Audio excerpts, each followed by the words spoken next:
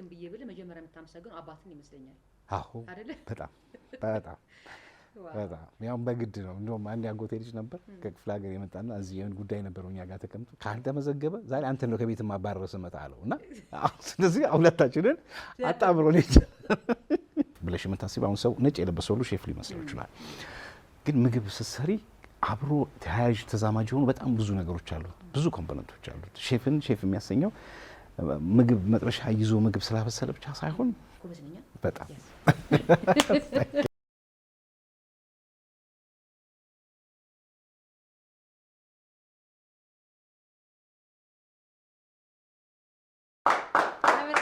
እንግዲህ ተመልሼ መጥቻለሁኝ አሁን ደግሞ የምገኘው የምጋብዝላችሁ ሼፍ ነው ከ1987 ዓመተ ምህረት ጀምሮ እስካሁን ለ29 ዓመታት ያህል በተለያዩ ሆቴሎች በሸራተን በባህር ዛፍ ኤንጂኦዎች በኦርጋናይዘርነት እና በትሬነርነት በቅርብ ጊዜ ደግሞ ከቅርብ ጊዜ በፊት ራዲሰን ብሉም ይሰራ ነበር እንደገና ደግሞ ለአለፉት ለ15 ዓመታት ያህል ግሎባል የምግብ ዝግጅትና መስተንግዶ ተቋምም አስተምሯል ይሄ ብቻ አይደለም መሪዎችንም ምግብ አብልቷል የሚባል ነገር ሰምቻለሁ እንግዲህ አሁን የምገኘው ከሼፍ ዳዊት ሽብሩ ጋር እንኳን በደህና መጡ እንኳን ደህና ቆያችሁኝ በጣም ደስ ብሎኛል ስላገኘሁት እንዴት ያ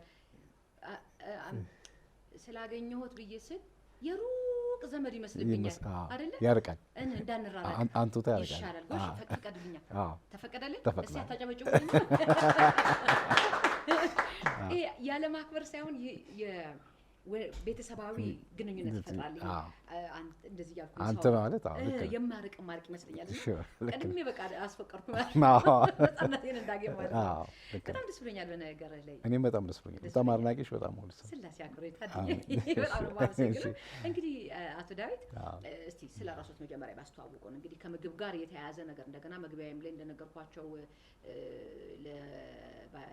ለመንግስት ምግብ መግባል የሚባልም ነገርም ስለሰማን እስቲ እዚህኛው ጋር ከመምጣታችን በፊት እስቲ ራስን በደንብ ታስተዋውቅልን እሺ ስሜ ያው ዳዊት ሽብሩ እባላለሁ እዚህ እንግዲህ በዚህ ምግብ ሙያ ላይ በምግብ ዝግጅት ሙያ ላይ እንደተባለው ከ29 ዓመት በላይ አገልግያለሁኝ መጀመሪያ እንግዲህ ይሄ ሙያ በጣም አወዛጋቢ በነበረበት ሰው ብዙ ጊዜ በማይቀበለው ብዙ ጊዜ የሴት ሙያ ተብሎ ይታሰብ በነበረበት ላይክ የኛ ባች የነበረው ያንን አይዲያ ማህበረሰብ ውስጥ የነበረውን ግንዛቤ ብሬክ ያደረገ የሰበረ የመጀመሪያው ባች የኛ ባች ነበር የዛን ጊዜ ነበር ይሄ ደግሞ አጋጣሚ የፈጠረልን ኢህአዴግ 87 ገብቶ 85 ለኛ ትምህርት ቤት ስንገባ የሆቴሎች ኮርፖሬሽን የሚባል ነበርና ያ ሆቴሎች ኮርፖሬሽን የሚባል ነገር ሲፈርስ አሁን ድርጅቱ የሆቴሎችና ቱሪዝም ማሰልጠኛ ኢንስቲትዩት አሁን ኦልሞስት ወደ 75 ዓመት በስራው ላይ የቆየ አንድ ተቋም አለ ትንሽ የተቋም ነች የሲዞች ናቸው አማከሩት ግንባታውን የተካሄደው በእስራኤሎች ነው አክቹአሊ እና የስዊስ ተሽ ያለበት ነውና ስዊስ ኩኪንግ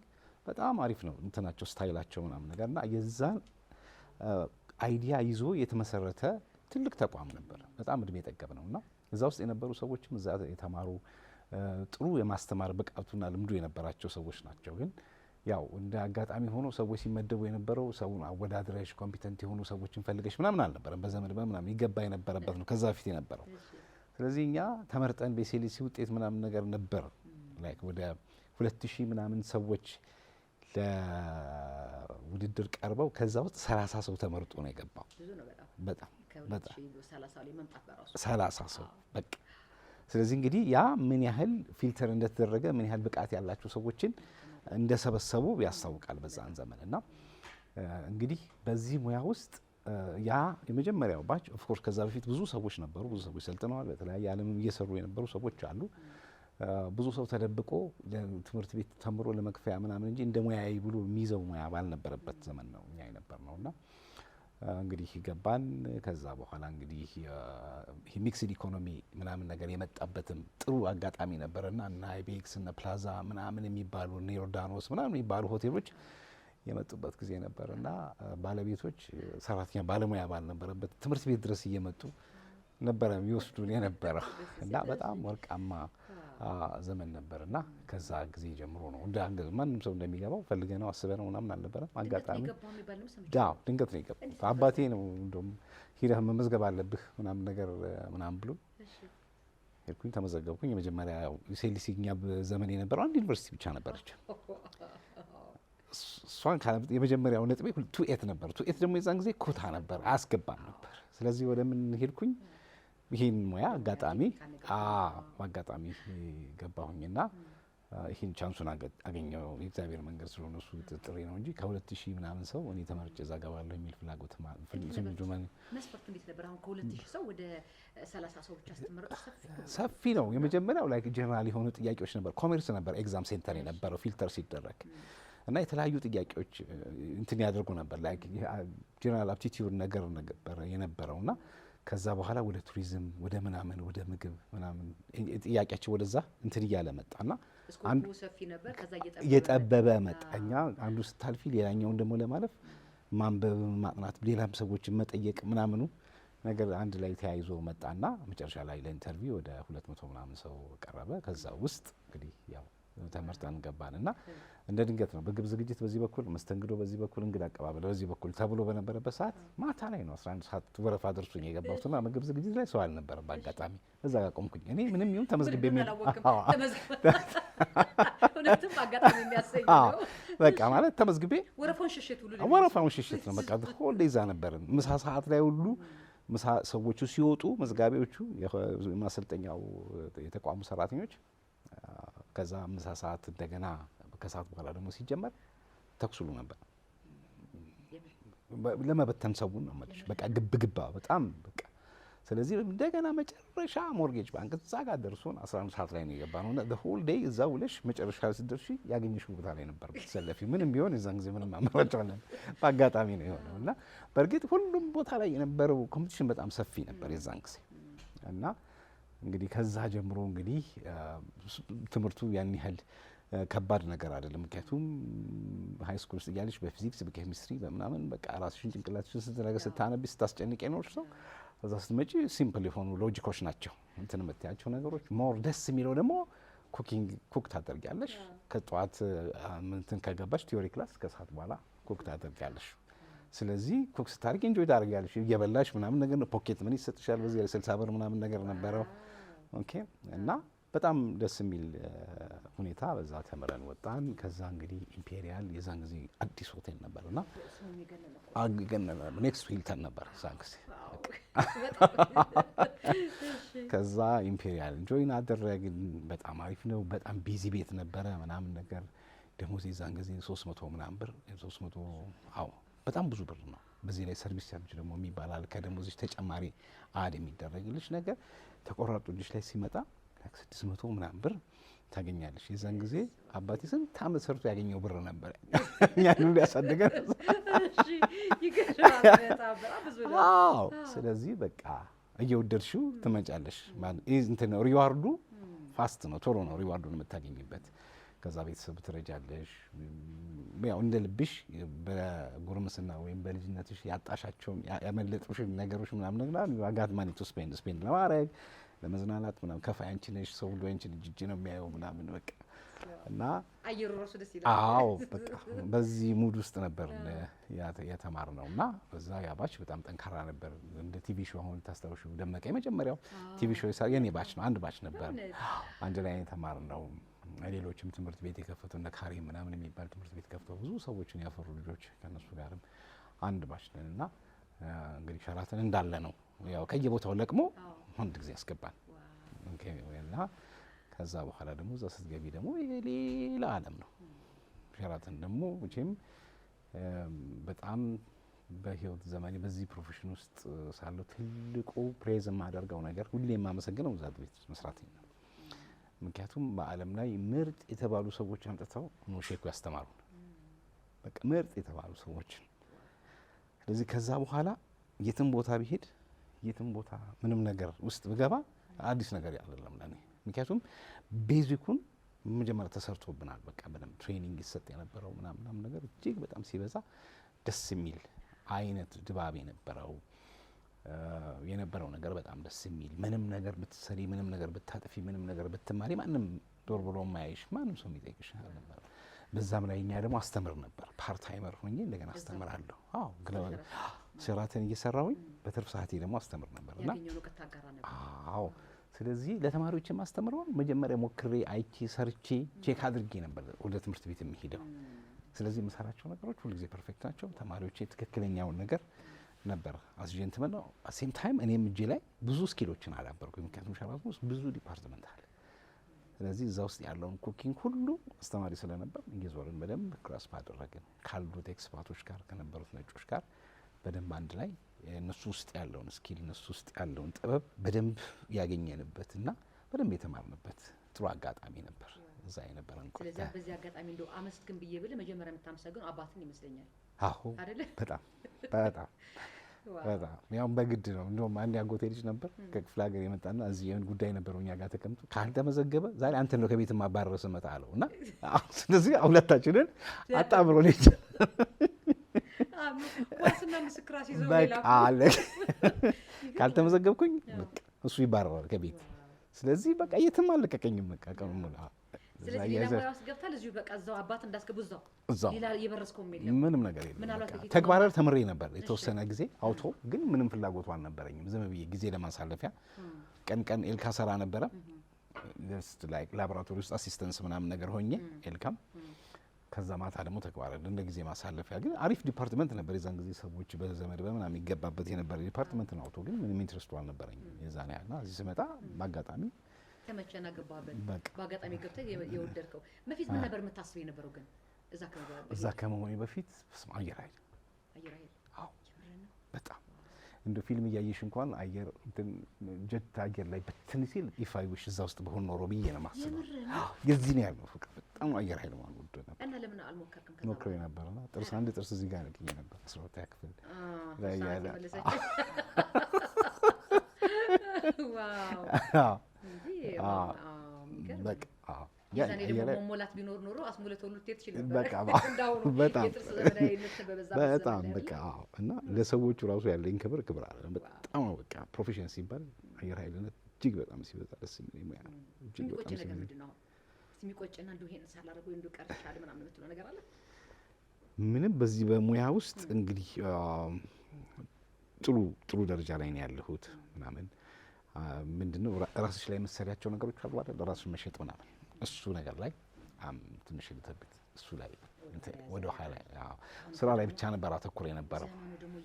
የኢንፎርሜሽን በቃ ስትደበቅ የጋን ውስጥ መብራት የመሆን በቃ እሱ ነው። እሱ ላይ አልሰራውም እና እዚህ እነዛ ስራዎች ይሰሩ የነበረባቸው ጊዜያቶች ኦፍ ኮርስ አላለፉም። ኢቭን ኬኤፍሲ እኮ ሲጀምር 65 ዓመቱ ነበር። ስታርቲንግ ሌት ዳዝ ሚን ዳት በቃ አታውቅም አትችልም ማለት አይደለም። ሌት ሆነሽ ነው የጀመርሽው፣ ግን ስቲል 65 ዓመት ላይም ኬኤፍሲ ናው ስራው ዘ ወርልድ በጣም ታዋቂ ብራንድ ነው እና ስቲል አሁንም ጊዜ አለ።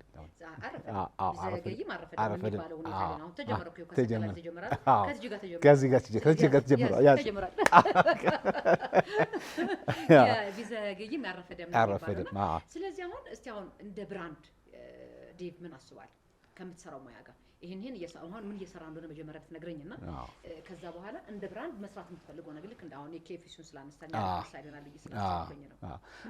አሁን እየሰራ ያለሁት ምንድነው ላይክ ሞር ኦፍ ትሬኒንግ ኤንድ ዲቨሎፕመንት ላይ በጣም ከባድ የሆነ ክፍተት አለ አሁን እኛ ጋር። ለምሳሌ ቱሪዝም ኢትዮጵያ ውስጥ አንዱ ፒላር ነው፣ መንግስት በትልቅ ሁኔታ እየሰራበት ያለ እንትን ነው እና የሰውን ኃይል ስትመለከች በጣም ከፍተኛ ጋፕ አለ። በጣም ጥቂት ሰዎች ናቸው በዚህ አሁን እኔ ባለሁበት ስኪል ላይ ሼፍ ሙሉ ሼፍ ብለሽ የምታስቢ አሁን ሰው ነጭ የለበሰው ሁሉ ሼፍ ሊመስለው ይችላል። ግን ምግብ ስትሰሪ አብሮ ተያያዥ ተዛማጅ የሆኑ በጣም ብዙ ነገሮች አሉት፣ ብዙ ኮምፖነንቶች አሉት። ሼፍን ሼፍ የሚያሰኘው ምግብ መጥበሻ ይዞ ምግብ ስላበሰለ ብቻ ሳይሆን ከዛ ጋር ተዛማጅ የሆኑ ሌሎች ግብአቶች አሉት ሙሉ የሚያደርጋቸው ነገሮች እና እሱ ከባድ ክፍተት አለው። ስለዚህ ምንድነው ሰዎችን ካፓሲቴት ማድረግ ማብቃት እነዚህ ክፍተቶቹ የሚሞሉባቸውን ነገሮች በትሬኒንግ ልሞላ የምችልበትን የራሴን እንትን እየሰራሁኝ ነው ያለሁት። በዚህም አሁን የጀመርኳቸው ስራዎች አሉ። አሁን ከኢንጆይ በርገሮች ጋር እየሰራሁኝ ነው። ሎፍት የሚባል ሆቴል ከሱ ጋር እየሰራ ነው። ወደ ደብረ ዘይት ደግሞ ወደ ናዝሬት ደግሞ አዳማ እዛም ላይ መልካ አዳማ የሚባል አንድ 3 ስታር ሆቴል አዊጅ ቢዚየስት ሆቴል እነሱ ጋርም እንደዚሁ ትሬኒንግ ዲቨሎፕመንት ላይ እየሰራሁ ነው ያለሁት። እንግዲህ ማሰልጠንና ሜኑ ዲቨሎፕ ማድረግ ሜኑ መሰለሽ ለሬስቶራንት ትልቁ መሳሪያ ምንድነው? ሜኑ ነው። ሜኑ ለእንግዳ ሲቀርብ ምርጫ ነው። ቾይስ ኤንድ ቫራይቲ ይሰጣል፣ ምርጫና አይነት። ኪችን ደግሞ ሲገባ ምንድን ነው የሚሰራው፣ የሚዘጋጀው ነገር ምንድን ነው የሚለውን ኢንፎርሜሽን ይሰጣል ለሚሰራው ሰው። ስለዚህ ማኔጅመንቱም ፐርቼዚንጉም ምንም ሁሉም ነገር ዲፔንድ የሚያደርገው በምን ነው፣ በዚህም የሚሰራው ሜኑ ነው። ስለዚህ ሜኑ ሲባል ሰው ዝም ብሎ ከዌብሳይት ላይ ወይንም የሆነ ነገር ዝም ብለሽ ጽፈሽ የምታወጪው ነገር ሳይሆን ቤት ውስጥ እየሰራ ዲቨሎፕ መደረግ መቻል አለበት። ስለዚህ ያ እንዴት ዲቨሎፕ ይደረጋል? የቤታችን ውስጥ እኛ ከምንሰራው ነገር ጋር፣ የቤት ውስጥ ካለው እቃ ጋር፣ የቤት ውስጥ ካለው የሰው ኃይል ጋር ምንድን ነው ማቅረብ ያለብን? ምንድን ነው መስራት ያለብን? ከሰው ፍላጎት ጋር ከእንግዶቻችን ፍላጎት ጋር ምንድን ነው መስራት ያለብን የሚሉት ነገሮች በየጊዜው ምን መደረግ አለበት? እንደየ ድርጅቱ እንደየ ሁኔታው እንደየ ተቋሙ ባህሪ እየተጠና ዲቨሎፕ የሚደረግ ሜኑ ይኖራል። ኦኬ። ስለዚህ እነሱን እንዴት ይሰራሉ? እንዴት ማኔጅ ይደረጋሉ? ከዚህ ጋር ተዛማጅ የሆኑ ነገሮች ደግሞ ፕራይሲንግ እንዴት ይወጣል? ኮስት እንዴት ነው ሜንቴን የምናደርገው? ምክንያቱም ማትረፍ መቻል አለብን እና ኪችን ውስጥ የሚሰጥ ኮስት አለ። እሱ እንዴት ይወጣል? እንዴት ሜንቴን እናደርጋለን? ምናምን ከዛ ጋር ተዛማጅ የሆኑ ንጽህና፣ ኦኬ። ከታች ከሌሎቹ በነጩ ዓለም ሀስ በሚሉት አለ ፍሮም ዘ ፋርም ቱ ዘ ፕሌት፣ ከፋርም ጀምሮ እስከ ፕሌት ድረስ ያለው ነገር ሁሉ ትራክ ይደረጋል። ስለዚህ ከእርሻው ጀምሮ ፔስቲሳይድ ሊጠቀሙት ማዳበሪያ ምናምን እሱ ከኛ ውጭ የሆነው ነገር ሁሉ እንትን አለ፣ ፖርትፎሊዮ አለው። ከዛ ደግሞ መጥቶ ሆቴል ውስጥ ገብቶ ታጥቦ ተከትፎ በስሎ እንግዳው ጋር እስኪቀርብ ድረስም እንደዚሁ ትራኮች አሉት እና እነዚህ ነገሮች ምንም እንከን በሌለበት ሁኔታ ሰዎችን ሳይታመሙ ወይንም ለጤንነታቸው ምንም አይነት ጉዳት ሳያስከትል ምግብን የምናቀርብበት ሂደት ነው። ስለዚህ እንግዲህ እሱ በደንብ መሰራት መቻል ይኖርበታል። እኛ ሀገር ላይ በጣም ትልቅ ክፍተት ያለበት እነዚህ እንግዲህ ይህም በትሬኒንግ የሚሞሉ ስራዎች ውስጥ ብዬ መሰራት አለበት ብዬ ከማሰባቸው ነገሮች ውስጥ በዋነኛነት የሚካተት ነው እና መከዳ የሚል ብራንድ ነው መስራት የምፈልገው። አዎ መከዳ ማለት መሶብ፣ ምግብ የሚቀርብበት መሶብ ማለት ነው። መከዳ እንግዲህ ይሄን ከመስራት በተጨማሪ የራሴ የሆኑ ብራንድ በዚሁ ብራንድ ሬስቶራንቶችን፣ የተለያዩ ሬስቶራንቶች የኬተሪንግ ስራዎችን የሚሰሩ ተቋማትንም አስባለሁ አንድ ላይ መስራት ማለት ነው። የለኝም ግን እሱን በቃ እሱ ነው እና ብዙ ነገር መስራት ይቻላል እና በሱ ላይ ያው ቅድም እንዳልኩሽ እንግዲህ ስታርቲንግ ሌትም ቢሆን ማርፈድም ቢኖር በቃ እሱ ላይ ጠብቄ ነበር እውነት ለመናገር ማለት የራስህ ሬስቶራንት ይኖርሃል ብዬ ነበረ የማስበው ማለት ነው። አሁን ለጊዜው ምን ጊዜ ሆነ ወሰደብህ እንደዚህ እንዳታስብ ወይም ደግሞ ወደ ኋላ ሬስቶራንት መክፈቱ ላይ? ምንድነው በቃ ብዙ ነገር ለስራው ትኩረት ብቻ መስጠት እና አሁን የኛ ስራ ደግሞ በጣም ረጅም ሰዓት ነው የምትሰሪው። ለምሳሌ ጠዋት 1 ሰዓት ከገባሽ ማታ 1 ሰዓት ነው የምትወጪው። ሰዓቱ 8 ሰዓት ነው። ማንም አያስገድድሽም ብትሄጂ፣ ግን አይምሮሽ እሺ አይልሽም። ብዙ ክፍተቶች አሉ። መሟላት ያለበት ነገር አለ።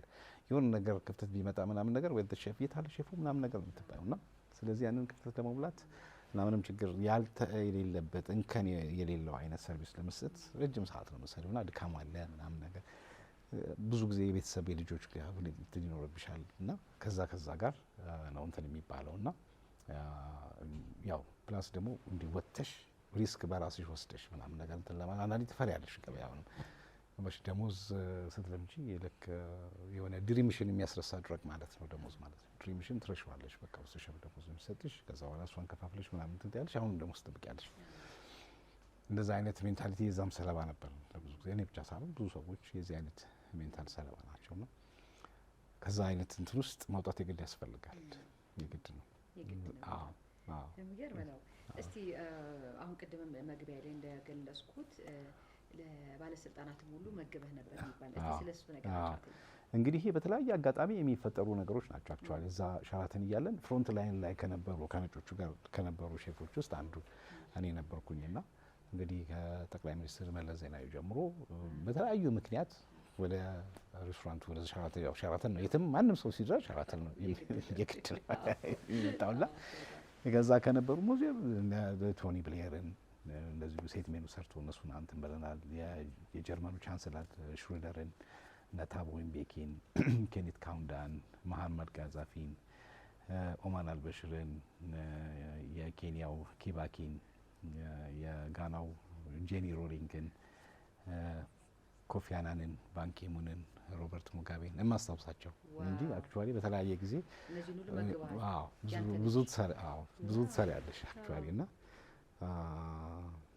ያው አጋጣሚው የፈጠራቸው ነገሮች ከነዚህ ሰዎችን እንትን ብለሻልና ምን ይሰማል? ማለት ደስ ይልሻል። አንዳንድ ጊዜ ሄደሽ ትጠይቂያቸዋለሽ፣ ያው ዲነር ምናምን ነገር ትያለሽ፣ የሚሰጡሽ ፊድባክ ጥሩ ነው በጣም አፕሪሼት ሲያደርጉሽ፣ ሀግ ሲያደርጉሽ ወይ ሲጨብጡሽ ምናምን ነገር ዩ ፊል ፕራውድ፣ ደስ የሚል ስሜት ውስጥሽ ይፈጥራል እና ሞር ኦፍ ላይክ እንድታቂ ሞር ኦፍ እንድትበረቺ በዚህ ውስጥ ራስሽን በደንብ አጉልተሽ ለማውጣት ምናምን እንድትጥሪ የሚያደርግሽ ብዙ እንትኖች ነበሩት እና እንደዛ አይነት ብዙ ገጠመኞች ነበሩ። ምን አይነት ምግቦች ላይ ነው ሞር ኮንሰርን የሚያደርገው ነው ደስ እያለ የምትሰራቸው? ምን አይነት ምግብ ላይ ነው? እኔ ያው ከማሰልጠንም ጋር በተያያዘ ከድንች ከጀምሮ እስከ ኬክ ድረስ ሁሉንም አይነት ምግብ ሰራለሁ። የሀገር ባህል ምግብ ሰራለሁ። አሁን ብዙ ጊዜ በጣም እሱንም ሰራለሁ። ምክንያቱም ብዙ ጊዜ ሼፎች የውጭውን ነው ኮንሰርን የሚያደርጉ ከተማ ውስጥ ያሉት ምናምን፣ ግን ኢትስ ኦል አባውት ዩርስ የራስሽን በደንብ ማወቅ መቻል ይኖርብሻል። እና እኔ ደስ የሚለኝ ኩኪንግ አሁን ውስጤ ያለው ምንድነው ፊውዥን የሚባል እና የኢትዮጵያን ቴስት ከኮንቲኔንታሉ ጋር አንድ ላይ ሚክስ አድርጎ አዳዲስ ፕሌቶች መፍጠር ትልቅ ሀሳብ አለና በጣም ሰፊ ነው። በጣም የሚገርምሽ በጣም ሰፊ በጣም ያልተሰራበት ብዙ ነገር መስራት የሚቻልበት ትኩረትም የተነፈገ ለምሳሌ የቅርስ ጥበቃና ጥናት ምናምን ይባላል። ቅርስ እንግዲህ ማንም ሰው ሀገራዊ ማንነትሽ ምናምን የሚገለጽበት ነው። ለምሳሌ አክሱምን፣ ላሊበላ ምናምን ድንጋይ የሚታይ ነገር ነው። ግን የማይጨበጡ የማይዳሰሱ አይነት እንትኖች ውስጥ አንደኛው ብዬ ነው የማስበው ምንድነው ምግብ። እሱም ጥበቃ ሊደረግለት ይገባል። ለምሳሌ ዶሮ ወጥ የትኛውን እንቀበል የትኛውን እንመን? ዶሮ ወጥ አንዳንድ ቦታ እኮ የማይሆን ነገር ተጨምሮበት ምናምን ሲሰራ ምናምን ነገር ታያለሽ። ግን እነዚህ አይነት ነገሮች እንደ ዶሮ ወጥ እንደ ኤግዛምፕል አነሳሁት እንጂ ሌሎች የሀገር ባህል ምግብ ናቸው የምንላቸው ነገሮች ሁሉ በደንብ ዲቨሎፕ ተደርገው ስታንዳርዳይዝድ ሆነው ከሰሜን እስከ ደቡብ ከምስራቅ እስከ ምዕራብ የሚሰሩ ነገሮች ሁሉ ምን መሆን አለባቸው?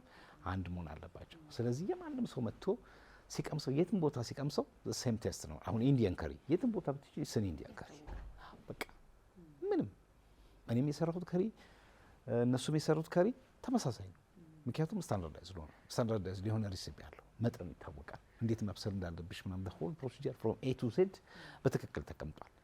ስለዚህ ምንም የሚያወላዳ ነገር የለውም የኛ። ስለዚህ ይሄ እዚህ ላይ በደንብ መሰራት መቻል አለበት። ሌላው ደግሞ ይህን ኢኮኖሚያዊ ጠቀሜታውን ብታይ አሁን ለምሳሌ ኢትዮጵያ ሬስቶራንት ባለፈው እንትን እያሉ ነበር። አሜሪካ ውስጥ ወደ 600 ኢትዮጵያ ሬስቶራንቶች አሉ። ሎት በጣም ብዙ ነው። እንግዲህ በተለያዩ ስቴቶች ላይ የሌለበት ቦታ የለም ማለት ይቻላልሽ። እንግዲህ አንዱ ጋር 30ም 40ም ሊኖር ይችላል። ኦኬ ግን ይህንን ማስፋት ይቻላል ሞደርን ብናረገው እንደዚህ አይነት ነገሮች ቢሰሩ። ለምሳሌ ኢንዲያ ሬስቶራንት ወለድ የትም ቦታ አሉ። ኦኬ የእነሱ ስፓይስ እና ህርብ አጠቃቀም ከኛ ጋር በጣም ተመሳሳይነትና ተቀራራቢ የሆነ ነገር ነው ያለ። እኛ ዲቨሎፕ ብናደርገው በደንብ ኤክስፕሎር ቢደረጉ ለአሰራር ምቹ እንዲሆኑ ሌሎችም ሰዎች እንዲሰሩ ተደርጎ የሚሰራ ነገር ቢኖረው ኢትዮጵያን ፍሌቨር ስራው ደወል ሌላ አዲስ ኤክስፒሪየንስ ነበር መሆን የሚችለው። ይህ ሲሆን ለዚህ ግብአት የሚሆን የሚሰሩ ሰዎችም ተጠቃሚ ሰዎች ናቸው የሚሆኑት። ይህን ነገር ለመስራት የሚያስፈልጉ ግብአቶች ለምሳሌ ሽሮ ሊሆን ይችላል፣ በርበሬው ሊሆን ይችላል። አሁን ከሚመረትና ከሚሰራበት የበለጠ መሰራትና መመረት ይችላል ማለት ነው። ስለዚህ ሬስቶራንቱ በሰፋ ቁጥር የዚህ ግልጋሎት ተጠቃሚ ሰዎች ስራው ደወልድ በጨመረ ቁጥር ይህንን የሚሰሩ ሰዎች እዚህ ውስጥ ኢንቮልቭ የሚያደርገው ሰው መጠን በዛው መጠን ይጨምራል ማለት ነውና በጣም ሰፊ ነገሮች ናቸው ያሉት፣ ግን ብዙ ትኩረት ያልተሰጠው ነውና አመጋገባችን የሚያሳዝን ነው። የኛ በጣም የሚያሳዝን ነው። አመጋገባችን ልክ ባለመሆኑ ምክንያት ብቻ በሽተኛ ምን በጣም እንጂ በጣም ለምሳሌ እንደው ቁጥሩ ብንባል ከ10 አይበልጥም የምንበላቸው ነገሮች። ግን በቃ ገባሽ አንዳንድ ጊዜ እንደ ሙያም ተብሎ የሚሰሩ ነገሮች እንዳናተኩር ያደረጉ ነገሮች። ለምሳሌ እኔ በርበሬ ዓመት ማስፈጨት ኦኬ ጥሩ ነው፣ ግን በርበሬና ሽሮ ካለሽ ሌላ ነገር አታስቢ። በቃ እንዳናስብ አድርጎናል። አንድ ሌላው ደግሞ አመጋገባችን ላይ ለምሳሌ ስለ ሆድ ማሰብ እኮ ነውር ነው በእኛ እንትን። ደሞ ለሆድ ይባላል እኮ ደሞ ለሆድ ምንድን ነው ሆድ እንዳሳዩት ነው ምናምን ስለሚባል ስለ ሆድሽ ማሰብ ስለ ሆድሽ መጨነቅ፣ ስለዛ ማሰብና መስራት አናስበውም። እና ነጮቹ ምንድን ነው የሚሉት ዩ አር ዋት ዩ ኢት አንተ ማለት የምትበላው ነው። በቃ እኛ በምንበላው ስርዓት ውስጥ በሚፈጠረው ሜታቦሊዝም ነው ማንነታችን የሚገነባው። ኦኬ ልጆቻችን ራሱ መልካም ነገር ቢበሉ ነው መልካም ማሰብ ማድረግ መፍጠር የሚችሉት። ኦኬ አዎ ሶስት እንደው ሰውነታችን ውስጥ ወደ 105 ምናምን ኢንዛይሞች እርግጠኛ አይደለሁም አክቹዋሊ ኢንዛይሞች ይፈጠራሉ። እነዚህ ሁሉ የሚፈጠሩት በምንድን ነው? በምንበላው ምግብ ግብአት ላይ የተመሰረተ ነው። እነዚህ እንግዲህ በጥንካሬያችን ላይ በማሰብ ችሎታችን ላይ በምናምን የምትያቸው የሰው ፐርሰናሊቲ ወይም ማንነት የሚገለጽባቸው ነገሮች ሁሉ ቤዝ የሚያደርጉት እነዚህ ነገሮች በልተሽ በሚፈጠረው ኢንዛይም ነው የአንቺ ማንነት ቢልድ አፕ የሚደረገው እና ይሄ ብዙ ፌል ያደርጋል በእኛ ኮንቴክስት። ስለዚህ ያው አንዳንድ ጊዜ መሰልቸትን ውሰጂው፣ ስታሚና የለንም፣ ጥንካሬ የለንም። ፉትቦል ቲማችን ውሰጂ ከ20 ደቂቃ በላይ መጫወት አይችልም። ያደግንበት ስለሆነ እኮ ነው። ክለብ ውስጥ አስገብተሽ ወይንም ናሽናል ቲም ውስጥ ከገቡ በኋላ የሆነ ነገር ብታደርጊላችሁ በአንድ ቢልድ የምታደርጊው ነገር አይደለም። ገባሽ? ታስቱ ቢ ላይፍ ስታይል ነው መሆን መቻል ያለበት። ያ ደግሞ ላይፍ ስታይል እንዳይሆን ያደረገው ግንዛቤ አንድ፣ ሁለተኛ ብዙ ለሆድ ሳምቲንግ የሚበላ ነገር ካለ ፒፕል ዴይ ዶንት ኬር። በቃ ማንም ሰው ብዙም ጉዳዩ አይደለም፣ ማንም አያስበውም። እና ሌሎቹ እንደ ፈረንሳይ ምናምን ስትመለከች ጤናማና አምራች ዜጋ ግንባታ የሚጀምረው ከኪችን ነው የሚሉት። ስለዚህ ማዕድ ቤቱ በደንብ የተደራጀ የተጠናከረ ምናምን ነገር ከሆነ ከዛ ውስጥ የሚወጡት ልጆች ሁሉ ጊዜም በተሰማሩበት ነገር ላይ ሁሉ ኤፌክቲቭ የሚሆኑ ልጆችን ማውጣት ትችላለሽ። ሌላው እኛውን በጣም ትልቁ ለምሳሌ ይሄ በምግብ ሰብል ራስን መቻል፣ በምግብ ኤቭሪዌር አሁን መንግስት ትልቁ ትኩረቱ አድርጎ የሚሰራው ምንድነው? ግብአቶችን በማቅረብ ሰርፕለስ የሆነ ፕሮዳክት መስራትን፣ ማምረትን፣ ትርፋማ በጣም ተረፈ ምርት ብዙ በጣም ምርት በብዛት እንትን ብሎ የሰዎችን የምግብ ፍላጎት ማሟላት ነው። አጠቃቀም ላይስ ምንም እየሰራ ነው ያለው ነገር የለም።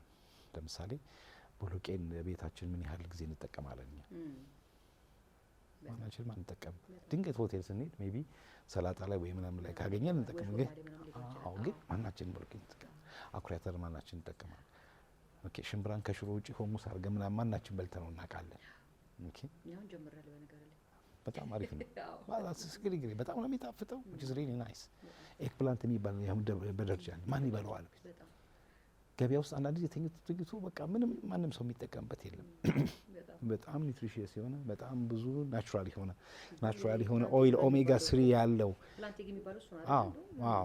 ኤግ ፕላንት እና በጣም አሪፍ በጣም አሪፍ እና በጣም ብዙ ጠቃሚ የሆኑ ነገሮች አሉ። እና እነዚህ ነገሮች ሞር በምንጠቀምበት ጊዜ ብዙ ጉልበት የማይፈልጉ ብዙ ጊዜን የማይፈልጉ በቀላሉ ሊመረቱ የሚችሉ ነገሮችን ለማምረት ገበሬው ጊዜ እንትን ይኖራል፣ አማራጭ ይኖራል። ገባሽ? ግን አሁን ለጤፍ ላይ የሚወጣውን ጉልበት አስቢ፣ የሚወጣውን ጊዜ አስቢው። ማምረት ሂደቱ በራሱ በቃ በእጃቸው እንደዚህ አድርገው አፈሩን ማለስለስ ነው የሚቀረው። ጤፍ ላይ ስፔንድ የሚደረገው ጊዜ ፎርስ ጤፍ ብዙ በረከቶች አሉት። በጣም ብዙ ኒውትሪሽስ የሆነ ምግብ ነው። ኔክስት ቱ ኪንዋ ስዋብ ወልድ አሁን ፌመስ እየሆነ የመጣ ግብነ ስፔሻሊ ግሉተን ፍሪ ስለሆነ ብዙ ሰዎች ይጠቀሙታል። ግን ተጨማሪ ነገሮችን እንድናስብ የሚያደርገን ላይፍ ስታይል ቢኖረን ኪችናችን ውስጥ ሰዎች የተለያዩ ነገሮች እንዲጠቀሙ ህብረተሰቡ የሚማርበት የሚያውቅበት የሚነቃበት ነገር ቢኖር እነዚህ ነገሮች ሰው የበለጠ ተጠቃሚ ቢሆን ጠንካራና አምራች ዜጋ ነው የመገንባት እንትኑ ኦፍኮርስ የሼፎችም ግዴታም ነው። እዚህም ላይ የእኛም ገፍተን ወጥተን የሰዎችን የማስተማር ከባለድርሻ አካላቶች ጋር በዚህ ዙሪያ ተባብሮ ሰርቶ የሆነ ሪቮሉሽን የማምጣት ስራዎችን ያው በሼፍ አሶሲዬሽን አለን። አክቹአሊ ብዙ ነገሮች እየጣረን ነው እየሞከረን ነው። እንግዲህ እሱም ደግሞ ውጤት ያመጣል ብለን አስባለን። በጣም አሪፍ። አንድ አሁን የሼፍ አሶሲዬሽን የሚኖር ከሆነ ቅድም የነገርከኛል አይደለ? ይሄ የኢትዮጵያ ዶሮን የትኛው ዶሮ ነው ሳይልከው የየራሱን ልክ አሁን የኢንዲያን በየቦታው ስትገባ የሚጨመር የሚቀነስ ተመጣጣኝ ስለሆነ ቴስቱን የትም ቦታ ብታገኝ ኮንሲስተንት ነው። የእኛን ምግቦች የራሳችንን ከለር እንደያዙ ከእናንተ ማህበር ይጠበቃል። ምክንያቱም ሞር እናንተ እየሰራችሁበት ያላችሁ ስለሆናችሁ ማለት ነው። እርግጠኛ ነኝ የሆነ ሰዓት ላይ የሆነ ለውጥ እንደምታመጡ። በደንብ እየሰራንበት ነው። አክቹዋሊ ያው እንግዲህ ብዙ ጊዜ እነዚህ አይነት ስራዎች በራሳችን ስራ ሁሉም ሰው ተጠምዶ ነው እንትን የሚለው አለ። አይ በጣም ጠንካራ ማህበር አለ፣ ጠንካራ ማህበር አለን። በእርግጥ እንግዲህ ያው እኛም ወደ ራሳችን ምናምን ስራ ስንመጣ ይህንን በጎን ደግሞ እነዚህ ስራዎችንም በደንብ እያስኬድን ለሀገርም ለወገንም የሚጠቅም ስራ እንሰራለን ብዬ አስባለሁ። እኔ ምን ጠብቀውስን አሁን ለምሳሌ በቅርቡ አንተ ምን ሊጠብቃለህ መሰለህ? የራስን ሬስቶራንት ከፍተህ የኢትዮጵያን ፍሌቨሮች በቃ የሆነ የራስን ሰርተህ እንደዚህ እዛ ገብቼ እስከምበላ ይኖረኛል። በቅርብ በእርግጠኝነት ይኖራል። እውነቴን ነው የምልሽ። እስቲ ማስተላለፍ የምትፈልገው ነገር አለ ወይ? ምን እየሰራ ነው የምትገኘው? ምናልባት አሁን እየሰራሁት ያለው ነገር ላይ ሰዎች ቢቀላቀሉን አብረን መስራት እንችላለን የምትላቸው አሉ አቶ ዳዊት? አዎ አሁን ባልኳቸው ጉዳዮች ላይ ፍቃደኛ የሆኑ አብረውን መስራት የሚፈልጉ ሰዎች ካሉ ያው አድራሻዬን እና ኢሜል አድሬሴን አስቀምጣለሁ። በዛ መሰረት ሰዎች ጆይን አድርገው ሊቀላቀሉ ይችላሉ። አሁን ለምሳሌ አድራሻ ስትል ስልክ ነግረኝ። አሁን ቢያንስ ስልክ ነግረሃለሁ። 0911 60 አንተስ ነገር ቀስ እያልን ካልሆነ አይሰሙንም። እሺ 0911 65 66 38 ላይ ብትደውሉ እንግዲህ አቶ ዳዊትን ማግኘት ትችላላችሁ። ምግብ ነክና እንደዚህ አይነት መሰልጠንም ማውራት የምትፈልጉ በጋራ አብራችሁ መስራት የምትፈልጉ ካላችሁ አሁን በተቀመጠላችሁ ስልክ እየደወላችሁ ከአቶ ዳዊት ጋር ሆናችሁ በጋራ መስራት ትችላላችሁ። እሺ እነዚህ ነው እንግዲህ በዋነኛነት ማስተላለፍ የምፈልገው። ያው ሌላው ሰው የሚመገበው ነገር በተቻለ መጠን ትኩረት እንዲሰጥ ያለውን ኢኮኖሚካሊ ያለውን ነገር አቻችሎ ኦፍ ኮርስ አሁን ገበያው ላይ ብዙ ነገሮች ውድ ሊሆኑ ይችላሉ፣ ግን አንዳንድ ነገሮች ደግሞ የቀነሱ ነገሮች ሊኖሩ ይችላሉ። ለምሳሌ ሽንኩርት 65 ብር ምናምን ሲገባ ባሮ ሽንኩርት ደግሞ አነስ ያለ ነገር ሊሆን ይችላል። ኦኬ ስለዚህ በእነዚህ አይነት ነገሮችን ቁሌትን መስራት ምናምን ነገር ካሮትን ጨምሮ ቁሌትን መስራት እንዲህ አይነት ባላንስ ማድረግ አንደኛ ይሄን ስታድርጊ ደግሞ ቫሉ አድ እያደረግሽ ነው። ኦኬ ሽንኩርት ብቻ የምታገኘው ነገር ከነዚህ ነገሮች ጋር በማገናኘት የራን ነገሮችን የተሟላ ነገሮችን ባላንስ ዳይት ነገሮችን መፍጠር ቀላል ነገሮችን ገበያው ላይ አቬለብል የሆኑ ነገሮችን ወደ ማዕድ ቤት አስገብቶ ለህፃናት ስፔሻል እንደው ለሚያድጉ ለነገ አገር ተረካቢ ለሆኑ ትውልድ ለህፃናት ቢያንስ እንደው ለነሱ የተሻለ ነገር የምናገበበት ዓለም ቢኖረን በጣም ደስ ይለኛል። እሺ አቶ ዳዊት በጣም ከልቤ ነው የማመሰግነው። እኔ ጥያቄዎችን ጨረስኩ። ምናልባት መጨረሻ ላይ ማስተላለፍ የምትፈልገው መልእክት ካለ እድሉ ልስጥ። ያው እንግዲህ አሁን መከዳ በሚባለው በዚህ አሁን እየሰራሁት ባለውበት ተቋም ውስጥ እነዚህ አሁን የጠቀስኳቸው ነገሮችን ከኔ ጋር አብሮ ሆኖ መስራት የሚፈልግ ማንኛውም ሰው ጋር ጆይንትሊ አብረን መስራት እንችላለን። ማስተላለፍ የምፈልገው መልእክት ይሄ ነው። ማሰልጠንም 19 ዓመት 19 ዓመት የሰመራውበት ነው። 19 ዓመት እንግዲህ የማሰልጠን ልምድ ካለው ሰው ጋር መስራት የምትፈልጉ መማርም የምትፈልጉ ካላችሁ ወደ መከዳ ገብታችሁ ከአቶ ዳዊት ጋር መማርም መሰልጠንም እንዴት አድርገን የሆነ ነገር ኢትዮጵያኛ ከለረም ይሆን ብቻ የፈለጋችሁትን ምን አድርገን ለሀገራችን ስለ አመጋገባችን የሆነ ለውጥ ማምጣት እንፈልጋለን የምትሉ ካላችሁ እንግዲህ ለአቶ ዳዊት በመደወል አብራችሁ በጋራ ሱርና እስቲ በምግብ ተአምር አሰኙን። ልክ የህንድ ሬስቶራንት ስንል የህንድን እንደምንባል የቻይና ስንል ቻይና ጋር እንደምንሄደው የኢትዮጵያ ሲባል ያስታውቃል፣ ግን ተመሳሳይ የሆነ የተጻፈለት የተቀመረለት በዛች በቀመር ውስጥ የምንጓዝበት ሁሉም ጋር ስንገባ የምናገኝ ኢትዮጵያን ቴስቶች እንድናገኝ በጋራ እንድትሰሩ እንግዲህ አቶ ዳዊት ጥሪ ያቀርብላችኋል። ልክ ነኝ አይደል? አዎ ጎበዝ ነኝ በጣም። እንግዲህ ተመልካቾቼ ለዛሬ የነበረኝ ቆይታ ይህንን ይመስል ነበር። ሳምንት ሌሎች እንግዶችንም ወደ እናንተ ጋር ይዤላችሁ እስከምመጣ ድረስ በያላችሁበት ቸር እንድትሆኑ ተመኘው። እኔ ለዛሬ አውቅቻለሁ። አቶ ዳዊትና እኔን እዚህ ትታችሁኝ እናንተ ቻው ብላችሁ ነው እንግዲህ የምንለያዩ ማለት ነው። ሌሎች እንግዶችን እስከማቀርብላችሁ በያላችሁበት ሰላም ሁኑልን። ሰላም ለኢትዮጵያ፣ ሰላም ለሰው ዘር በሙሉ። አበቃው። የሳምንት ሰው ይበለን ባይ